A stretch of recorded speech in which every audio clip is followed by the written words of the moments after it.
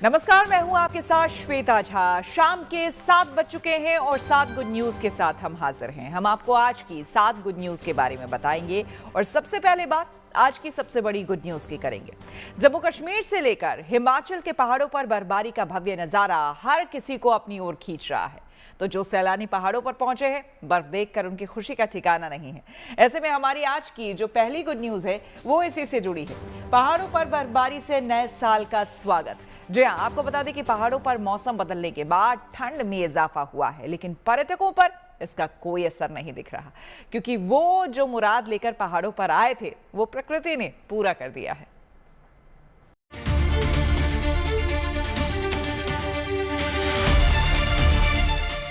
पहाड़ों पर हर तरफ बर्फ की सफेद चादर ढकी है। जम्मू कश्मीर से लेकर हिमाचल प्रदेश तक ताजा बर्फबारी ने वादियों की खूबसूरती को और भी निखार दिया है।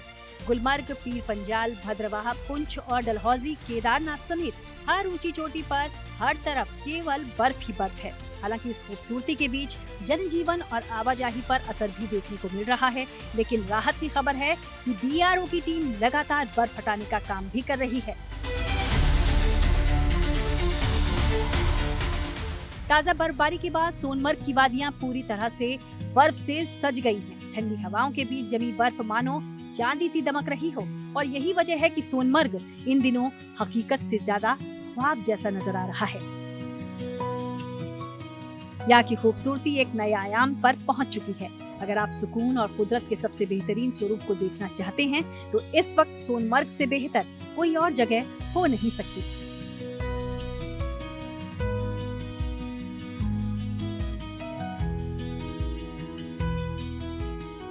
ये है गुरेज की तुलैल वैली, जहाँ न आधुनिकता का शोर है, न शहरों की भागदौड़। यहाँ कुछ है तो वो है बस कुदरत की खामोशी।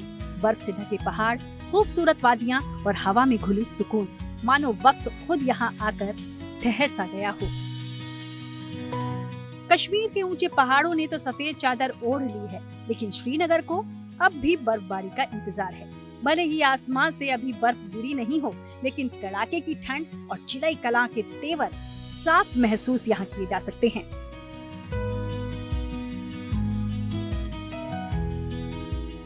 ये मौसम दिन में सुहाना होगा, जबकि रात में अब कड़ाके की ठंड शुरू होने वाली है।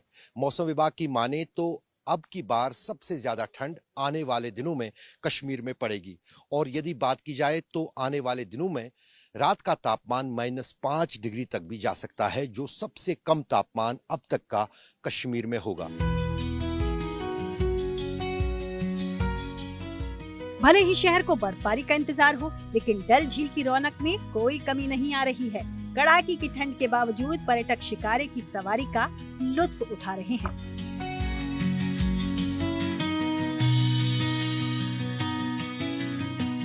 हम लोग का जो भी है इधर घूमने के लिए बहुत ही शानदार है।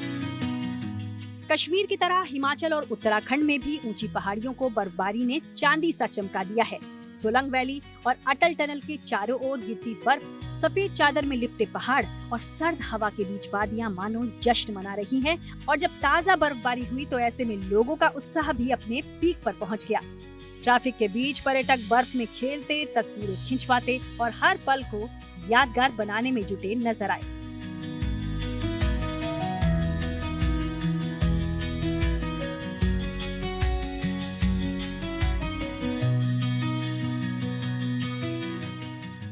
सोलांग और अटल टनल के बीच आप देख सकते हैं किस तरह हैवी स्नोफॉल हो रहा है। अगर आप देखें इस तरफ जो है अब रोड्स भी क्लियर करा रही है पुलिस, लेकिन टूरिस्ट जो है इस स्नोफॉल को एंजॉय कर रहे हैं। इस स्नोफॉल के लिए आए थे। और कहाँ से आए आप लोग? हम लोग बॉम्बे से आए हुए हैं। तो किस तरह का वेदर लग रहा है? बहुत बढ़िया, बहुत बढ़िया। ऐसा वेदर कभी नहीं देखा। कुल मिलाकर एक तरफ बर्फबारी ने पहाड़ों की खूबसूरती में चार चांद लगा दिए हैं, तो दूसरी तरफ सर्द मौसम के बीच पर्यटन में भी रौनक लौटाई है। हालांकि प्रशासन ने मौसम को देखते हुए ही लोगों से सतर्क रहने और सुरक्षित यात्रा करने की अपील भी की है। श्रीनगर से अशरफ वानी, मनाली से असीम बसी और केदारनाथ से प्रवीण सेमवाल के साथ bureau report, good news today.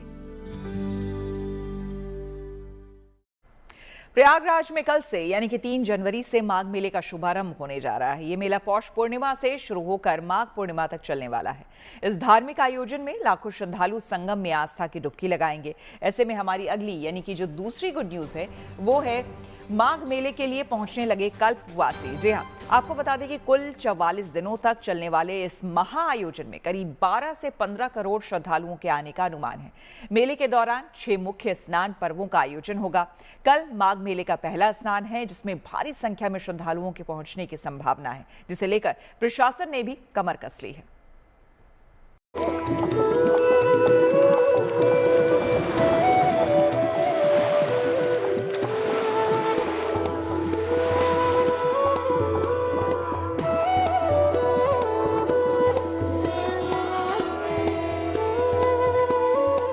माघ मेले के लिए संगम नगरी प्रयागराज पूरी तरह सज संवर गई है।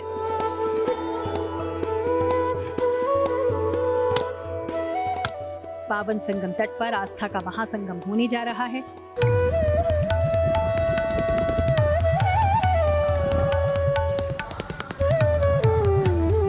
माघ मेले के दौरान इस बार भी भारी संख्या में श्रद्धालुओं की पहुंचने की उम्मीद है, जिसे लेकर शासन से लेकर प्रशासन ने पूरी तैयारी कर ली है।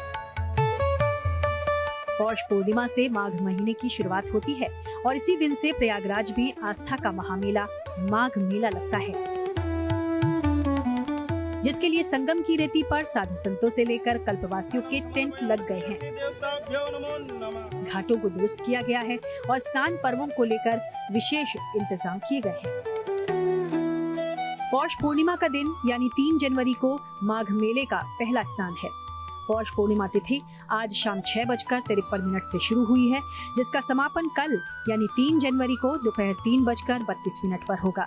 उदया तिथि के हिसाब से स्नान दान की पौष पूर्णिमा 3 जनवरी को मनाई जा रही है, लेकिन पौष पूर्णिमा का पुण्यकाल आज शाम से ही शुरू हो गया है। खास बात है कि इस बार माघ मेले में कई दुर्लभ और शुभ संयोग बन रहे हैं। आपको बता दें कि माघ मेला पौष पूर्णिमा से महाशिवरात्रि तक चलता है और इस बार इसके पहले ही दिन यानी पौष पूर्णिमा के पावन अवसर पर कई शुभ योग बन रहे हैं। पौष पूर्णिमा पर ब्रह्म योग और इंद्र योग बनने जा रहे हैं। साथ ही शिववास योग का भी निर्माण होगा। इन शुभ योगों में लक्ष्मी नारायण की पूजा करने से सुख, समृद्धि और खुशहाली आती है। पौष पूर्णिमा गंगा स्नान और लक्ष्मी नारायण की पूजा के लिए विशेष मानी गई है। इस माघ मेले का एक मिनी कुंभ, समझिए कि मिनी कुंभ का नाम एक दिया गया है, जो इस समय पूरे भारतवर्ष सोशल मीडिया पे इस समय चल रहा है। माघ मेले में देश ही नहीं विदेश से श्रद्धालुओं के पहुंचने की संभावना है। पौष पूर्णिमा से शुरू होकर माघ पूर्णिमा तक चलने वाले इस धार्मिक आयोजन में लाखों श्रद्धालु संगम में आस्था की डुबकी लगाएंगे। माघ महीने के दौरान बड़ी संख्या में श्रद्धालु प्रयागराज में संगम तट पर कल्पवास का संकल्प लेकर निवास करते हैं। इसका अर्थ है आत्मशुद्धि के लिए संयम और नियमों का पालन करते हुए ईश्वर की साधना करना।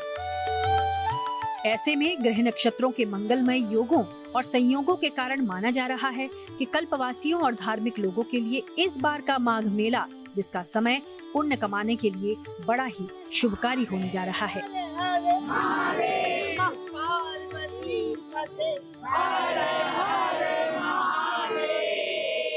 देख सकते हैं जो कल्पवासी हैं यहाँ पर आ गए हैं, अपनी कुटिया को यहाँ पर सजा रहे हैं, संवार रहे हैं और यहाँ तुलसी रखी जा रही है और तुलसी के बाद यहाँ पर उस तुलसी की पूजा करेंगे। बड़ी संख्या में श्रद्धालुओं की सुरक्षा और सुविधा को ध्यान में रखते हुए प्रशासन पूरी तरह अलर्ट मोड पर है। ट्रैफिक प्लान से लेकर स्वास्थ्य सेवाओं, स्वच्छता, पेयजल और सुरक्षा व्यवस्था तक व्यापक इंतजाम किए गए हैं। घाटों पर गोताखोर, चिकित्सा टीमें और स्वयं सेवकों की तैनाती की गई है, ताकि आस्था की नगरी में किसी भी श्रद्धालु को कोई परेशानी ना हो। प्रयागराज से पंकज श्रीवास्तव के साथ bureau report, good news today.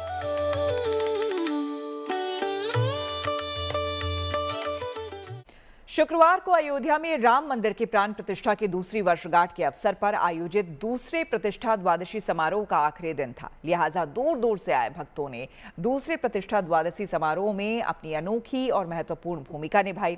इस दौरान भक्तों ने तुला दान किया। ऐसे में हमारी अगली यानी कि जो तीसरी गुड न्यूज है वो है अयोध्या में प्रतिष्ठा द्वादशी पर तुला दान।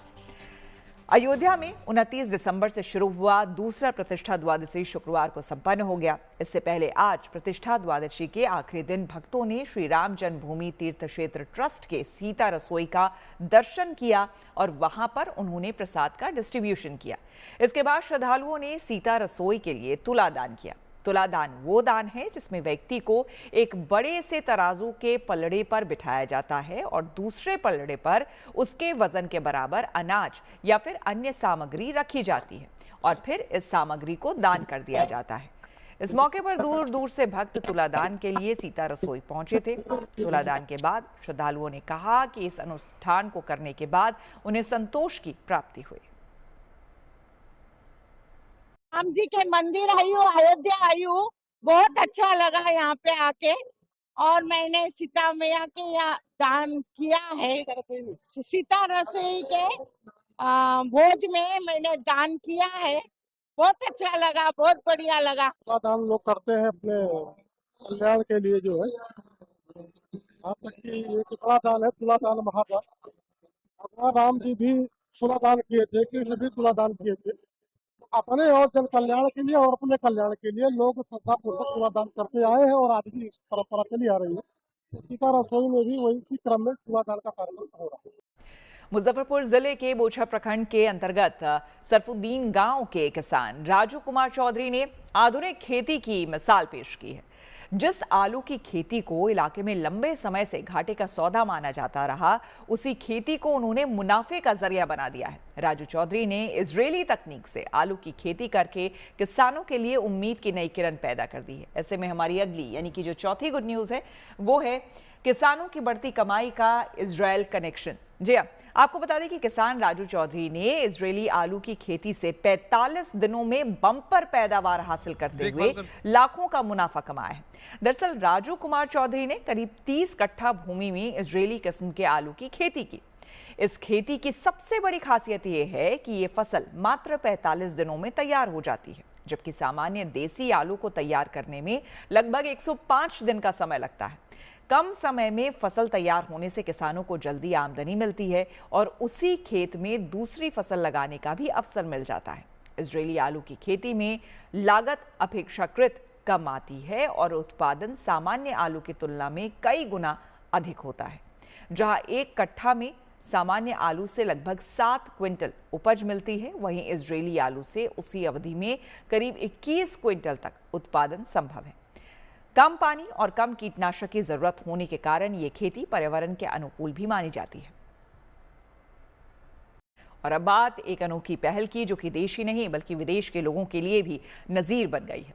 आज के दौर में मोबाइल और टीवी बच्चों की पढ़ाई में सबसे बड़ी बाधा बनते जा रहे हैं, लेकिन महाराष्ट्र के बीड जिले के एक छोटे से गांव ने इस चुनौती से निपटने का ऐसा तरीका निकाला जिसकी चर्चा अब हर तरफ हो रही है।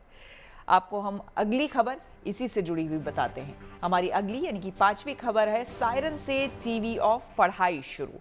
जी हाँ, आपको बता दें दरअसल महाराष्ट्र के बीड जिले के नागपुर गांव में पढ़ाई को लेकर एक अनोखी मिसाल पेश की गई है, जहां पर रोजाना शाम 7 बजे से 9 बजे तक गांव के घरों में मोबाइल फोन और टीवी बंद कर दिए जाते हैं। इस दौरान गांव में एक तरह का समझ लीजिए कि स्टडी टाइम लागू रहता है ताकि छात्र बिना किसी रुकावट के सिर्फ पढ़ाई पर ध्यान दे सकें।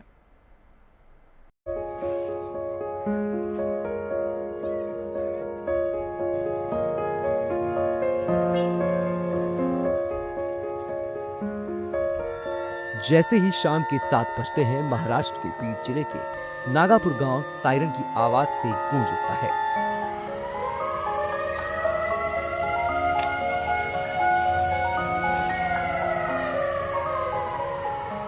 इस सायरन का मतलब है गांव में शाम 7 बजे से रात 9 बजे तक टीवी मोबाइल सब बंद और बच्चों की पढ़ाई का टाइम शुरू। मेरा नाम श्रेया गोरख सोलंके और अभी 7 बजे है। हमारे ग्राम पंचायत का सायरन बजा है और हम पढ़ाई करने बैठे हैं। सोशल मीडिया और रील्स के दौर में दुनिया अब डिजिटल डिटॉक्स की बात कर रही है, लेकिन बीड के इस गांव ने बड़े अनुशासित तरीके से ये कर दिखाया है। पढ़ाई के लिए सायरन की रोज बजने वाली आवाज ने गांव में बच्चों के बीच एक तरह की शैक्षिक क्रांति ला दी है। गांव के पूरे लोगों ने और बच्चों ने यहाँ ठिकाने स्कूल में भी गया था मैं, और स्कूल में भी बच्चों से पूछा तो उन्होंने बहुत बढ़िया रिस्पांस दिया। उसके बाद हमने सायरन्स मंगाया और सायरन बिठाने के बाद गांव को बताया कि आज से सायरन बजने वाला है। नागापुर ग्राम पंचायत ने शाम 7 बजे से 9 बजे का टाइम एक तरह से बच्चों की पढ़ाई के लिए रिजर्व कर दिया है। इसीलिए जैसे ही सायरन बजता है, गांव के हर घर में टेलीविजन सेट्स बंद हो जाते हैं और मोबाइल फोन किनारे रख दिए जाते हैं। इन 2 घंटों में केवल पढ़ाई होती है। ये मुहिम केवल दिखावा बनकर ना रह जाए। पंचायत के लोग ये भी चेक करते हैं कि बच्चों का ध्यान इन 2 घंटों में अपनी पढ़ाई पर कितना है। थोड़ा थोड़ा बैठने के लिए जो सीटिंग व्यवस्था रहती, वहाँ पे बैठते थे, तो अब भी वहाँ पे खेलते रहते थे। वो वहाँ पे अभी 7 बजने के सायरन बजने की राह देख रहे हैं, और 7 बजे सायरन बजने के बाद अपने घर में जाके अपना टीवी का बटन बंद करते हैं, और मम्मी उनको माता पिता को बोलते कि अभी मोबाइल पे कुछ देखने का नहीं, कुछ बोलने का नहीं, और अब हम अभी पढ़ाई करने वाले हैं। इतना अच्छा सा यहाँ बदलाव स्टूडेंट में दिख रहा है। बीड जिले की ग्राम पंचायत के इस छोटे से प्रयास के बाद गांव में पढ़ने लिखने का माहौल सुधरा है। बच्चे भी खुश हैं और माता पिता भी मोबाइल और टीवी से दूरी के फायदों को महसूस कर रहे हैं। जाहिर है, जब दुनिया ज्यादा मोबाइल के इस्तेमाल से brain rot, carpal tunnel syndrome जैसी बीमारी की बात कर रही है, ऐसे में महाराष्ट्र की इस पंचायत ने सायरन क्रांति से बच्चों की दुनिया को महफूज बना दिया है। बीड से रोहिदास हातागले, गुड न्यूज टुडे। नए साल का जश्न मनाने के लिए बड़ी संख्या में पर्यटक राजस्थान का रुख कर रहे हैं। इनमें से अलवर सबसे खास है, क्योंकि यहां बड़ी संख्या में सैलानियों के पहुंचने के साथ साथ यहां के होटल और रिजॉर्ट्स में भी भारी भीड़ देखने को मिल रही है। ऐसे में हमारी अगली यानी कि जो छठी गुड न्यूज़ है वो इसी से जुड़ी हुई है। राजस्थान में नए साल का स्वैग से स्वागत। जी हाँ, आपको बता दें कि नए साल की मस्ती के बीच लोग सरिस्का में सफारी करने के लिए और सिलिसेट झील में बोटिंग करने के लिए भी पहुंच रहे हैं।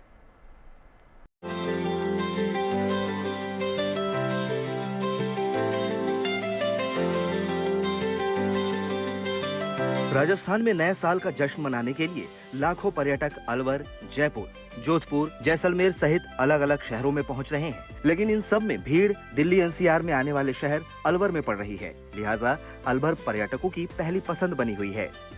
अलवर में पर्यटकों की भीड़ का आलम यह है कि यहाँ पड़ने वाले होटलों और रिजॉर्ट्स में भारी भीड़ पड़ रही है। यहाँ पर सरिस्का टाइगर रिजर्व में बड़ी संख्या में पर्यटक पहुँच रहे हैं। नए साल की मस्ती के बीच लोग सरिस्का में सफारी करने के लिए और सिलिसेट झील में बोटिंग करने के लिए पहुँच रहे हैं।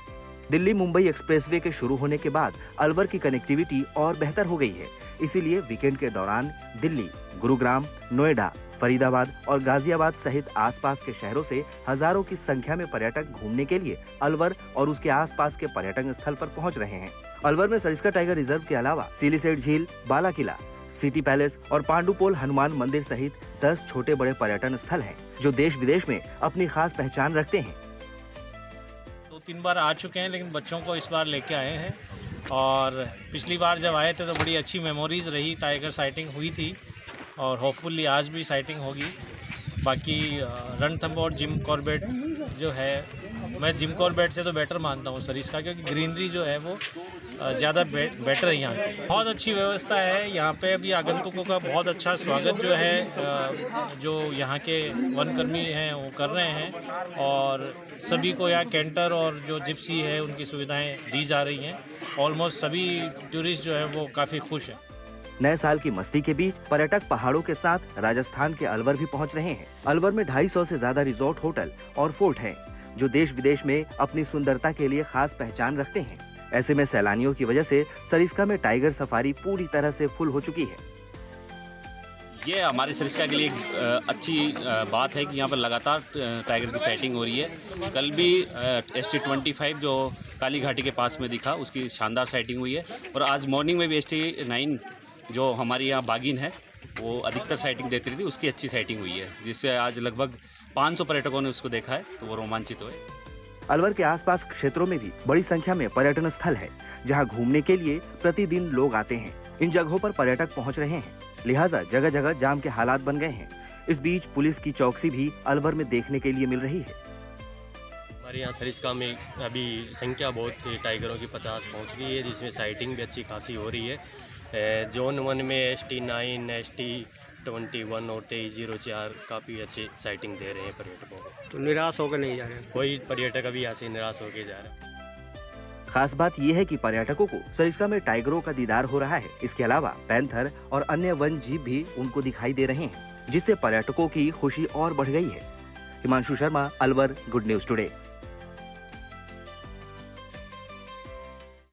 नए साल के मौके पर कटरा वैष्णो देवी में श्रद्धालुओं की भीड़ देखने को मिल रही है। श्रद्धालु नए साल की शुरुआत माता वैष्णो देवी के भवन से करना चाहते हैं, लिहाजा वो मन में सच्ची श्रद्धा और आस्था लेकर जय माता दी के जयकारे लगाते हुए माता के भवन की तरफ प्रस्थान कर रहे हैं।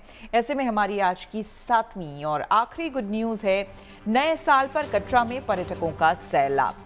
नए साल में धार्मिक पर्यटन पूरे उफान पर है। जम्मू के कटरा वैष्णो देवी में श्रद्धालुओं की भीड़ देखने को मिल रही है।